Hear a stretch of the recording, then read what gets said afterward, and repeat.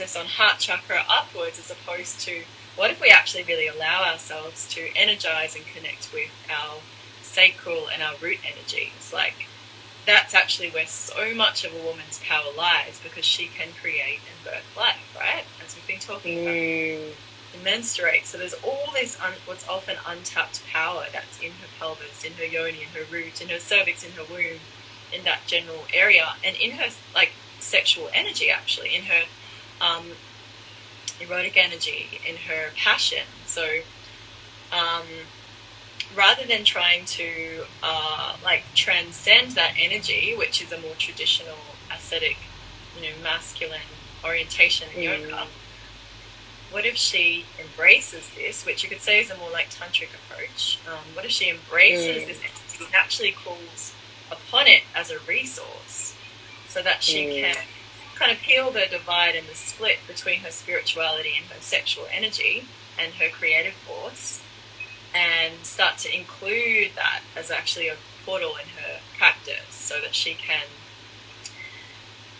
in a really embodied way, be in touch with Shakti and invoke her and turn towards her and allow her to express through the body, which doesn't always look like the way a lot of yoga poses look, that are more about the alignment and that linearness, or about, dissolving into the silence. What if it could be about becoming enraptured and experiencing the total delight of what it means to have a body and to be in relationship to earth and the grounding energies? Because, if a woman is not grounded, which is most women, and it's not just women, it's kind of a, it's a pandemic, if I'm honest.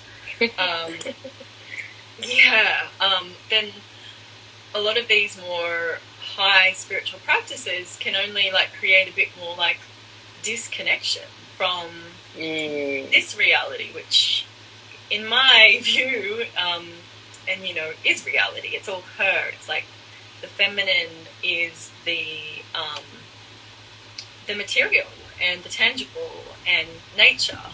She's not and she is also the beyond and the transcendent, but our feminine path, the Shakti path, is accessing all that is via what is, what we can feel, touch, taste, smell, experience, enjoy, our pleasure as a gateway, rather than something that we have to deny ourselves of in order to adhere to this really strong discipline, which, that was the path that I was on for a long time. And then I was like, oh, actually the liberation that came with welcoming in the fact that I'm a highly emotional creature, which I am, but to let that be, again, fuel for my connection, and to let the pure Shakti, or the energy that exists in my emotions, to be a way for me to connect with the divine, the goddess, that none of my experiences as a human woman are exempt or need to be kept separate from my spiritual practice and my connection. So Shakti Yoga is my answer to that. And it's hey, women, come, let's remember this together, because how strong that split and that disconnect and that suppression has been. And now we're everywhere hang on, surely this can't be so wrong or bad, because it's, that, and more women are speaking about coming together and reminding each other, which is why, women coming together in this practice is so supportive. And it's not and it's actually not complicated what I teach in Shakti Yoga. It's that same response that I get when women are just remembering something that I already know, that's so natural. Their bodies know how to do it, right? I was guiding a woman this week in a womb connection or a womb clearing practice, and I was watching, this is over Zoom, I was watching her body and the shapes that her body went into. I was that's what we do in Shakti Yoga. And it's she's never done Shakti Yoga. But the way that the Shakti Yoga poses and movements came about was when I was connecting with my womb and with Shakti and with nature and my menstrual cycle, I would just like notice what these natural movements were, and I'd just write them down. And so, you know, any woman, given my circumstances of having all this luxury of time, space, nature, solitude. I mean, for me, that's a luxury, and I don't I don't take it for granted that I've had that opportunity. And in fact, I feel it my responsibility to share the gifts that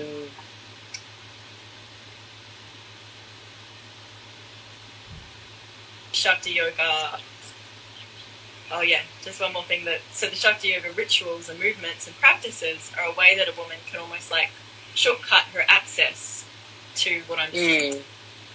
So that, you know, it doesn't matter if she's a busy mom, it doesn't matter if she, you know, whatever she is and whatever she does, if she doesn't have that opportunity, she can still, in a moment of practice, in a 10-minute like exploration, be like, oh yeah, that's right. I'm like, wow.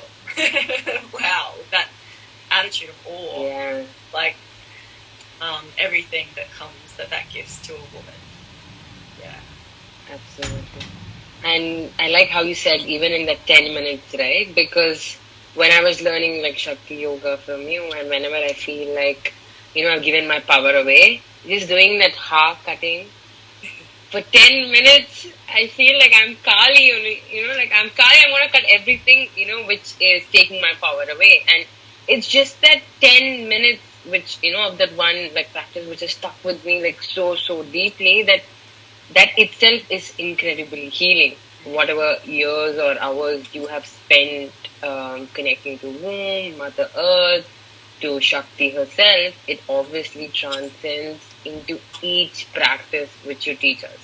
Yeah. Which is why, you know, I really wanted you to speak about Shakti Yoga, because I know how healing it is and how powerful it is. And I truly have been very lucky that I've learned yoga, like the, you know, like proper yoga, or like the masculine or, you know, the traditional style, and Shakti Yoga like together, because I feel like I'm lucky I didn't go through what you went, or, you know, like 10-15 years of just like austerity and like, you know, and stuff like that. But I actually feel very lucky that I can balance both my masculine and feminine energy, and I'm very grateful for the knowledge and the wisdom, and like, you know, and also like the phases, right? Okay, what do I feel like doing when I'm, you know, like bleeding, or what do I feel like doing when I'm in my autumn, and, you know, like things like that. And which is why I really want like everyone to sign up for the Shakti Yoga teacher training, so they all understand, you know, like what I'm talking about. And the fact that it's 9 months and it's, you know, like it goes deep within, and obviously the amount of energy and time you have put in creating that is also, yeah, something I wanted to call out.